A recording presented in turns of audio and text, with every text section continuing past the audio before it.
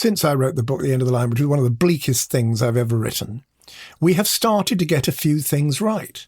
Why can't we just watch the things that we've done right and do more of them?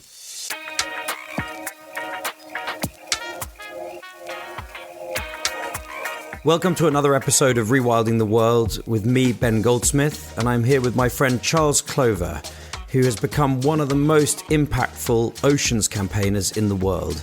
Now, Charles wrote a seminal book called The End of the Line about 15 years ago and has followed up more recently with a book, Rewilding the Sea, as well as having set up the Blue Marine Foundation, which has been responsible for campaigns and projects that have established millions of square kilometres of marine protected areas around the world. Charles, thank you so much for taking the time to come and talk to me today. Well, thank you for having me, Ben. Charles, what was it that spurred you to put pen to paper and write that brilliant book, The End of the Line? Well, throughout the 90s, as a newspaper journalist, I had noticed that there was this huge problem bubbling under in the media that wasn't really being put together as a global environmental problem, and that was overfishing. And overfishing was having immense effects upon the ocean, upon the loss of biodiversity, and upon climate change, actually, as we were beginning to realise. And probably I hadn't even realised how much, even at that time. But it was a huge global environmental problem, and there wasn't really a book about it. So I wrote one. And why you? I don't know. I think I just, as a newspaper journalist in a slightly right-of-centre newspaper, which didn't always take climate change as a page one story, it would generally cover it respectfully. I was pushing for, the world to recognise environmental problems in a more holistic way, and I always seem to spot this overfishing problem. Maybe it's because I'm a fly fisherman myself. Maybe it's because I stand out to my waist in water and wonder why there aren't any salmon coming back from time to time. And so I'm acutely sensitive to it. But I would spot these big and small disasters, such as the Newfoundland cod disappearing altogether, still hasn't come back properly. And I would wonder what the world was doing about them, or why these weren't bigger stories. And in the end, my newspaper sort of responded to the prompting and actually started to run these stories.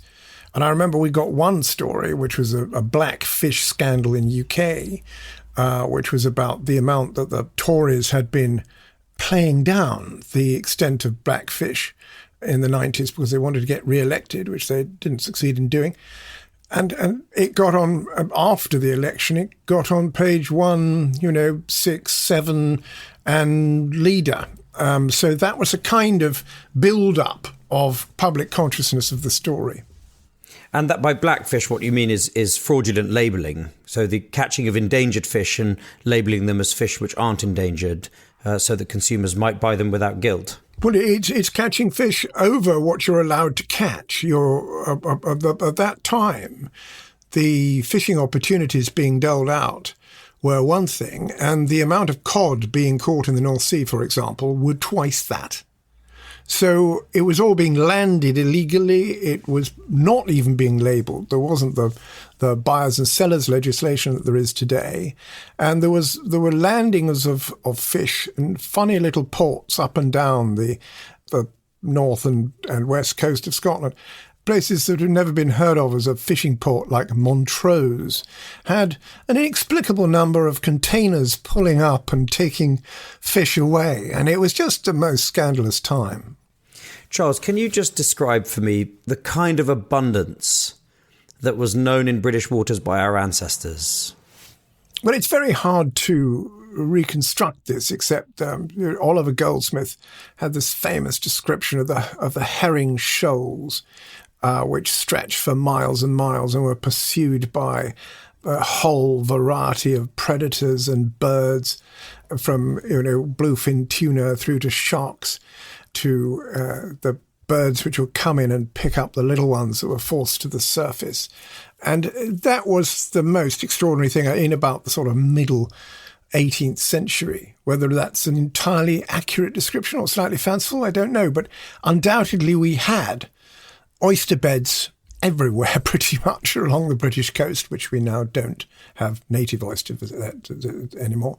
And we had these huge shoals of herring until quite recently. And funny enough, if you want hope in the fishing world, and there often isn't much, because we're still not looking after our seas properly, there is huge hope in the resurgence of the herring. Fishing for the herring was banned in the late 70s and allowed again from the early 80s, but the populations of herring were still pretty rocky. But they built up and built up and built up. And off the east coast of England, where I live, quite recently, there were shoals 25 miles long of herring. Partly because we banned fishing for them, and partly because the public lost the taste for eating them, so people didn't go and catch them, and also partly because the inshore fleet didn't have quota to catch them, which is a governance issue. But amazingly, they're back, and isn't that marvellous? And that's what used to draw the bluefin tuna, the tunny as we used to call them, into the North Sea, where the big old toffs and gents and film stars used to go and catch them with, 16-foot poles in boats off Scarborough. So, occasionally we get a few things right. And that's really my theme for people about Rewilding the Sea. Around the world, since I wrote the book, The End of the Line, which was one of the bleakest things I've ever written, we have started to get a few things right. Why can't we just watch the things that we've done right and do more of them? Since writing The End of the Line, the most exciting piece of work from my perspective that you've done has been founding the Blue Marine Foundation, one of the most successful new nature restoration NGOs that I think the world's really ever seen. And I've often heard you say that there really are two solutions when it comes to restoring the abundance of wildlife in the oceans.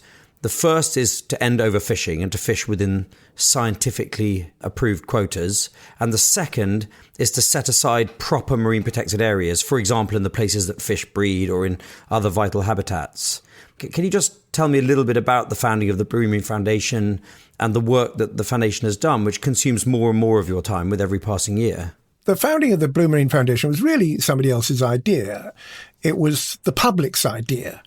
We, the producers and in my case, the presenter of the film of The End of the Line, went out to premieres, and you were at one, Ben, and we took questions after that we'd shown this film, and people said, "What are you going to do about it?" And we hadn't expected that. We hadn't anticipated that question coming back at all, which was a rather challenging question because we hadn't really planned doing anything because we were at that time journalists and film producers. So we got together, and George Duffield and Chris Gorrell-Barnes were the two producers in question who pursued the idea. And I pursued it privately with somebody else. And then we all realized we were doing the same thing. And we came together and said, well, what could we do? Could we be more impactful than other people if we did it maybe a different way? If we combined not only marine biology, which we seem to trust marine biologists to restore our seas, whereas we don't involve politicians or media people necessarily to the same extent. So what if we put all those different skills together? Would we have any impact? And why don't we set out with a huge amount of impact? Why don't we say that we would do, for argument's sake, the biggest marine reserve in the world as our first act, which, funnily enough, we were able to do. So, and that was in Chagos Islands in the South Indian Ocean. Yes, it is now a highly contested space in terms of sovereignty. It was highly controversial at the time. Lots of conservation organizations had said that we should protect the waters of the Chagos Archipelago, which is maintained as a kind of military area, where the population were disgracefully evicted in the early 70s. But the sea was either going to be protected or it was going to continue to be fished by the world's most rapacious tuna fleets. And we thought that this was, on balance, a bad idea, regardless of the iniquitous social problems of Chagos, i.e. it didn't have a population, the population would quite like to go back there, which they still would. But if you thought about it carefully and strategically, you'd want to protect those waters anyway for people going back there. and not allow fleets to fish out of sight and out of mind. And you would want to start somewhere in getting the British overseas territories to declare marine protected areas in their own waters. And so it turned out. It took us 5 years to get the rest of the British overseas territories, or more than half of them, engaged with the process of creating marine protected areas. But we got there with our partners. I mean, you never achieve any of these things without persuading other people who are doing the same thing that they want to join with you. But we managed to do that, and now we have the Blue Belt. But if you didn't start somewhere, and we started in a very controversial place, then we wouldn't have got where we got. Yeah, it's funny, isn't it, that the vestiges of the British Empire, these little islands in the South Atlantic and the Indian Ocean, the Pacific Ocean, have come to form what must be one of the largest national portfolios of marine protected areas of any nation on Earth. Last I read, the Blue Belt encompasses an area of ocean roughly equal to the size of the Indian subcontinent, all overseen and protected by the British government. So it's really quite an extraordinary achievement. It is the largest network of marine protected areas on Earth, and I think it's one of the best enforced, and it includes some quite astonishing territories, such as the other islands of Tristan da Cunha, where the inhabitants had been slightly browbeaten by the Foreign Office when they were asked how much they'd like to protect for their waters. And the Foreign Office said, well, what do you think, 30%, 50%? And they said, no, we'd like to do 2/3 of our waters because we have no access to them. And we'd like to know that they're still there and as abundant with albatrosses and sooty shearwaters and all these wonderful birds and fish that we know are there, but we can't access commercially. So we'd like them to be there forever. And we'd like that to be a kind of selling point for people who hear about Tristan da Cunha in the world. We would like to be known as conservationists, even though our principal income, and I think to this day only income, is from catching spiny lobsters. So we are fishermen. And I just think that is just such a wonderful story that other people ought to listen to it and think about it and wonder whether they are as committed to these wonderful people. How do you enforce a marine protected area in a distant, far-off ocean? I mean, take Ascension Island, for example. The last place on Earth I've heard where you can stand on the beach, cast a line and reel in a tuna the size of you. How do you keep international trawlers out of those waters?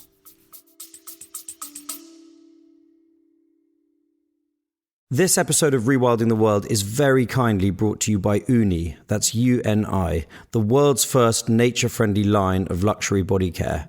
We've all heard about the harm that sun cream does to coral reefs, but it's not just sun cream and it's not just coral reefs.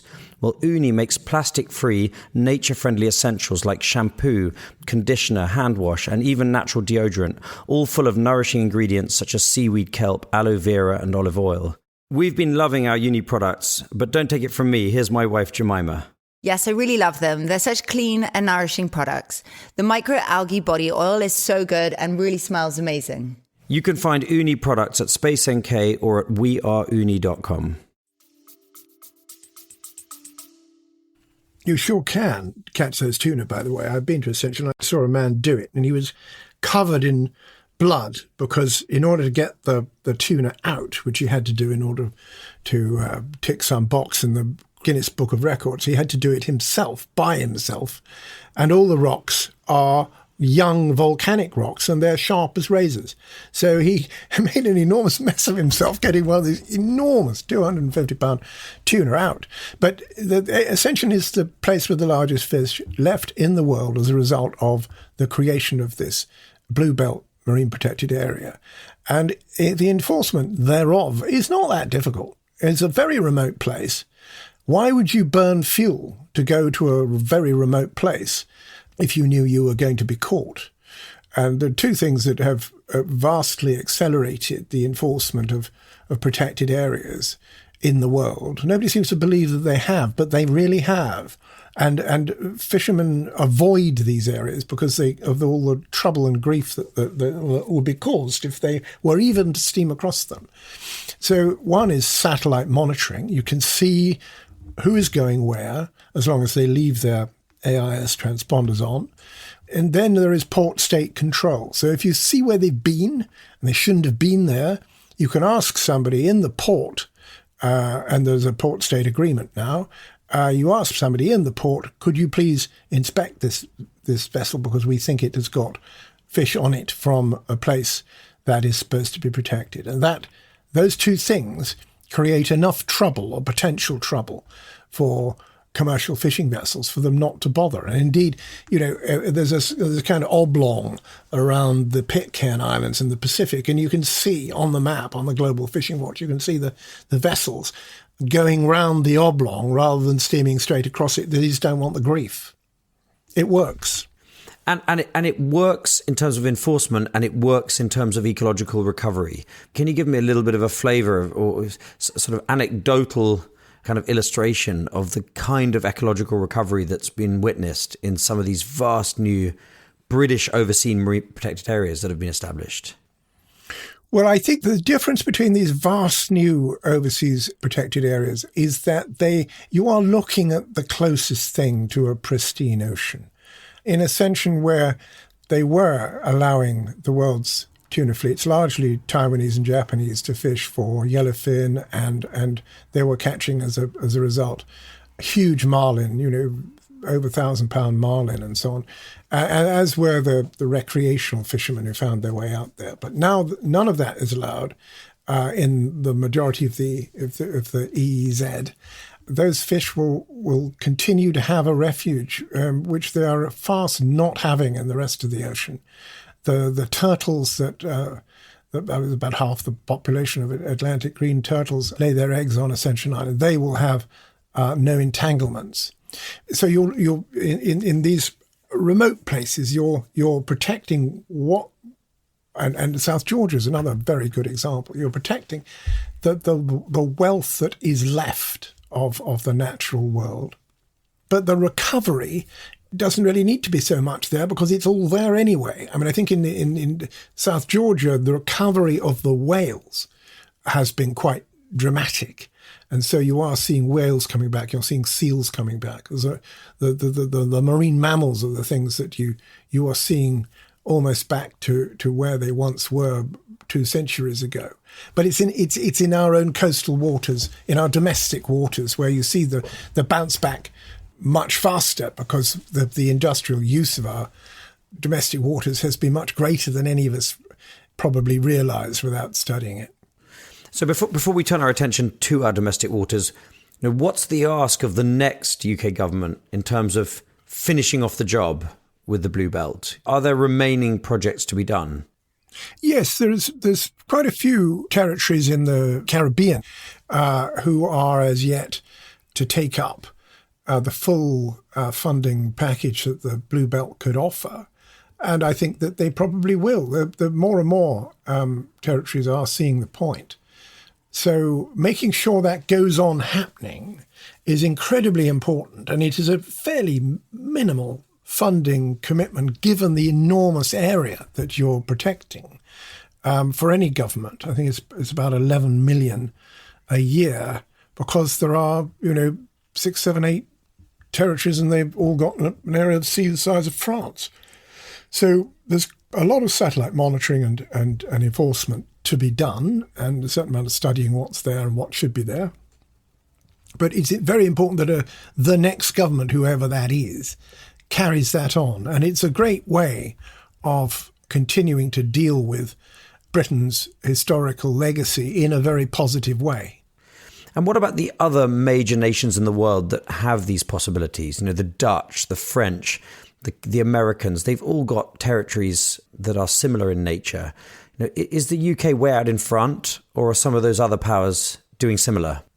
Well, America has created in the North Hawaiian Islands and Papahanaumokuakea particularly, the world's largest marine reserve, which they got through under some legislation creating national monuments incidentally, but it's the world's largest marine reserve.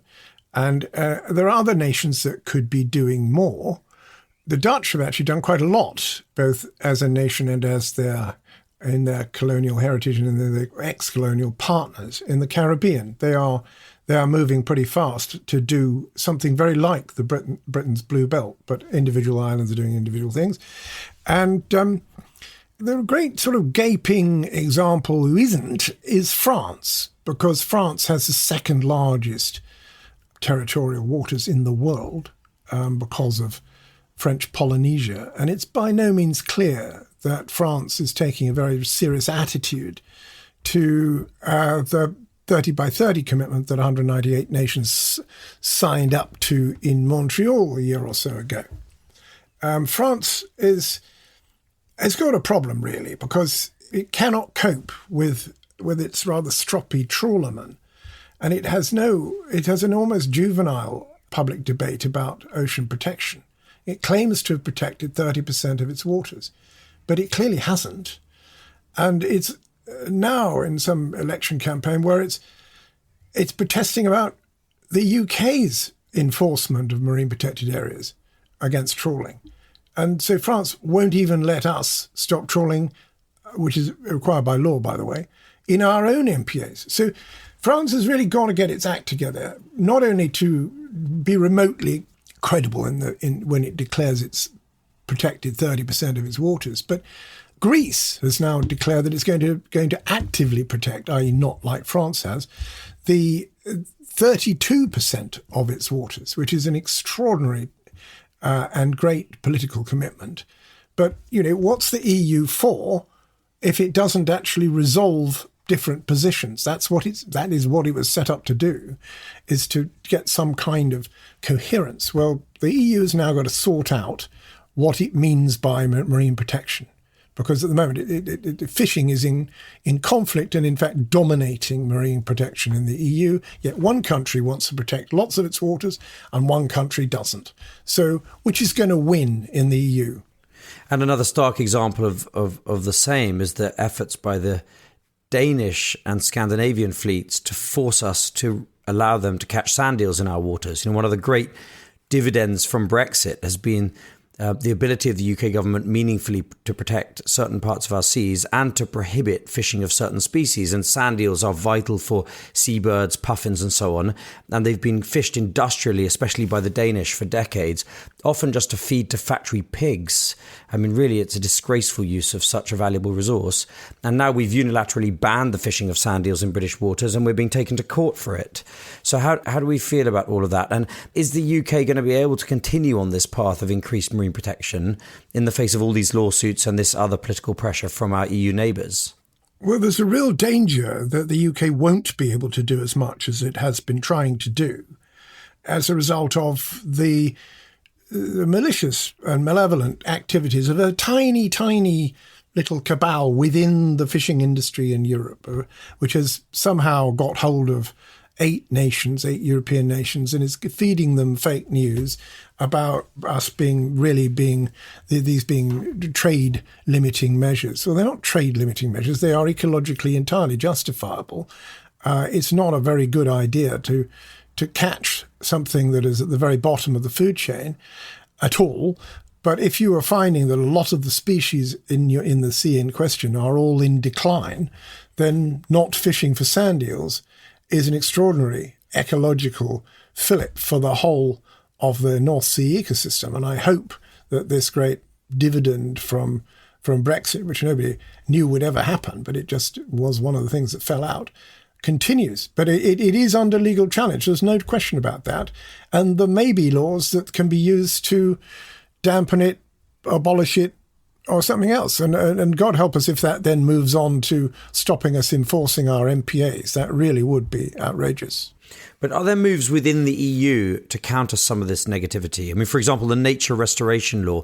I mean, I know that after years of consultation and stakeholder engagement and compromise and careful deliberation, the sight of a few tractors spraying slurry in protest in Brussels and in Berlin and Paris was enough to see that the bill, or at least temporarily, parked. If that passes, does that represent a better movement within the EU towards stewardship of nature, better marine protection and so on? Or are we stuffed as far as the EU goes for the time being?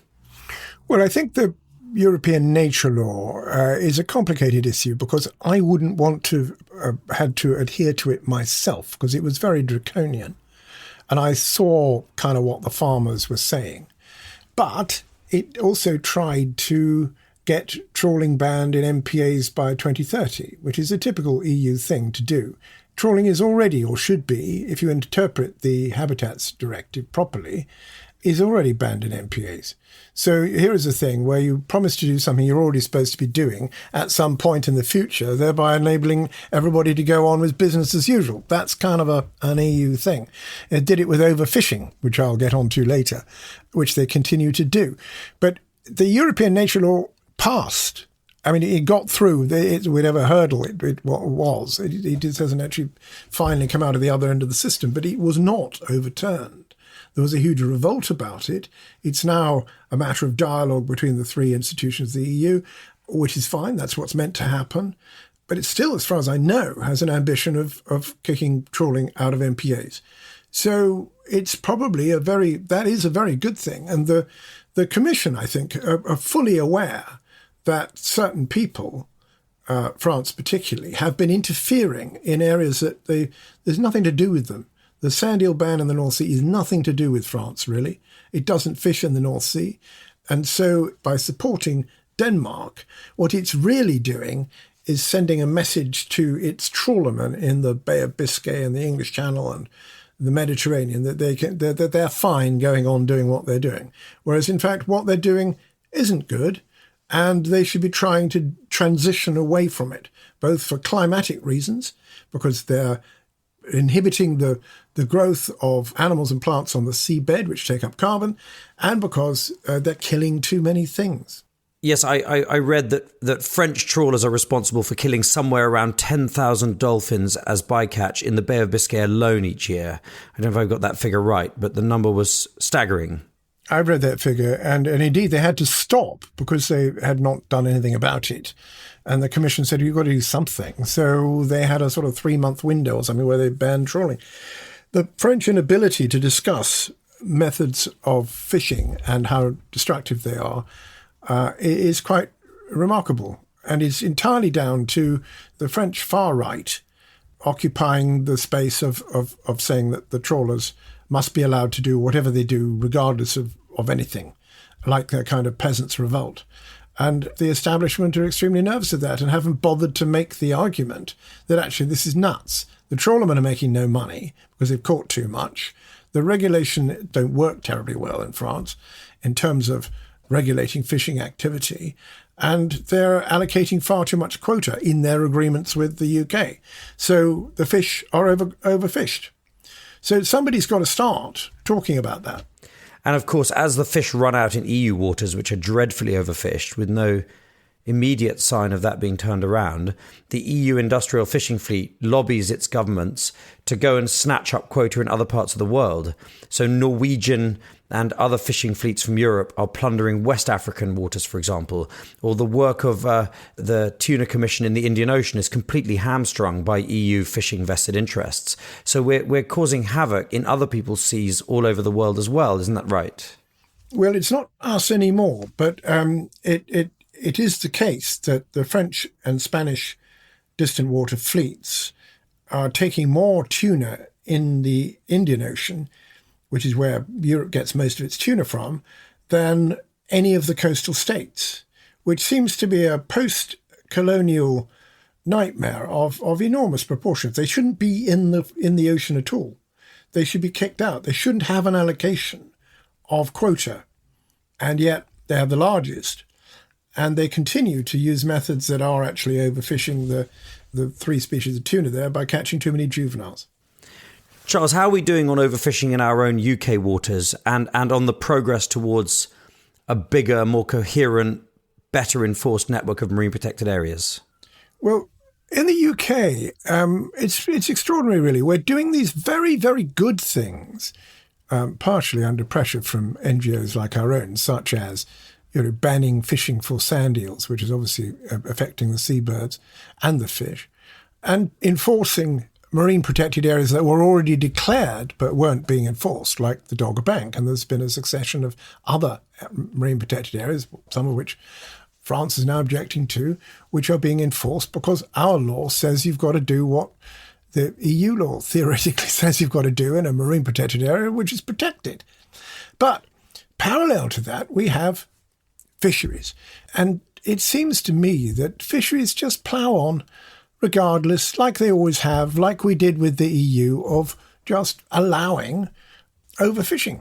And so Blue Marine Foundation is actually in the process of taking the government to court about this, because we don't think it's even compliant with the post-Brexit fisheries law, which is meant to mean that you don't take any more than scientists say that the reproductive capacity of the fish species can take. I mean, it's ludicrous to do more than that because you're running them down. You're overfishing. You're taking more of a population than will allow the population to reproduce itself. And that's nuts. People say that there are reasons why you should be allowed to do that on occasion. But at the moment, we're taking 50% of quotas are set above scientific advice. That cannot be right.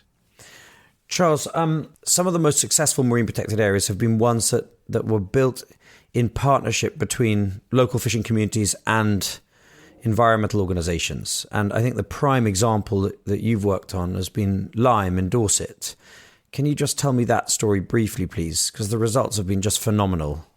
Well, this wasn't something that we necessarily did. It was something that as a journalist I was part of creating a sort of climate of opinion to do. So I sort of adopted the Lyme Bay area where trawling and dredging for scallops was banned in 2008 because the rocky reefs are particularly rich with corals, sea fans and so on, and are an enormous a refuge for fish too, if you can't trawl or dredge them.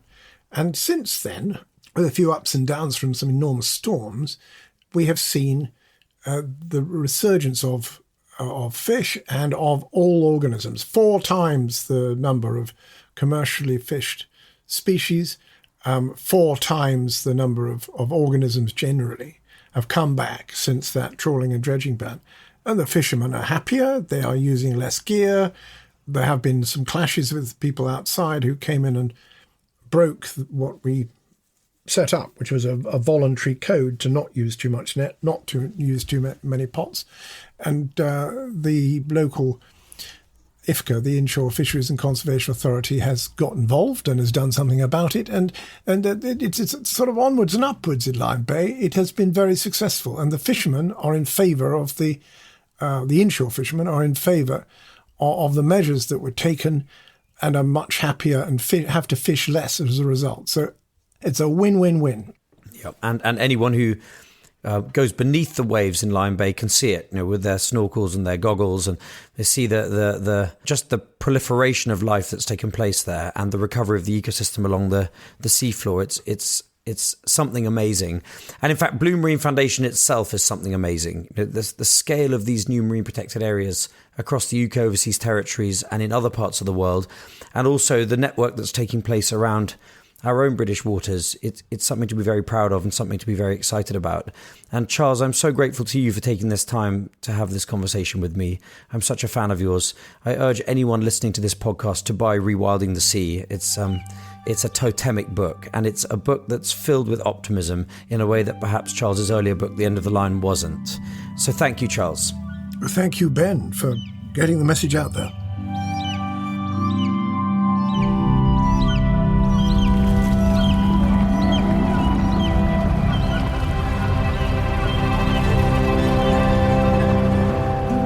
I hope you enjoyed listening to Charles Clover as much as I enjoyed speaking with him just now.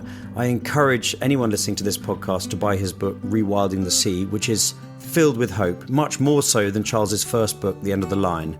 And for the more adventurous of you, I suggest you try and visit some of these enormous marine protected areas in the UK overseas territories. Places like Ascension, Pitcairn, St Helena, they're all in my bucket list. I haven't visited any of them yet. If you enjoyed the podcast, I'd be very grateful if you give us a like on whichever platform you use. Spread the word. It makes a big difference. Thank you very much.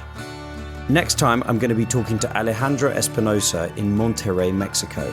Alejandro works for the cement giant Cemex, a company which has funded an enormous rewilding project on Mexico's northern border with the United States. Approximately 160,000 hectares. The El Carmen Nature Reserve now has desert bighorn sheep, pronghorn antelope, wolves, cougars, and even North American bison, which are back in Mexico for the first time in nearly 2 centuries. It's a project that no one's heard about. I found out about it from a Cement Weekly journal. I hope you'll join me in hearing my conversation with Alejandro in the next episode.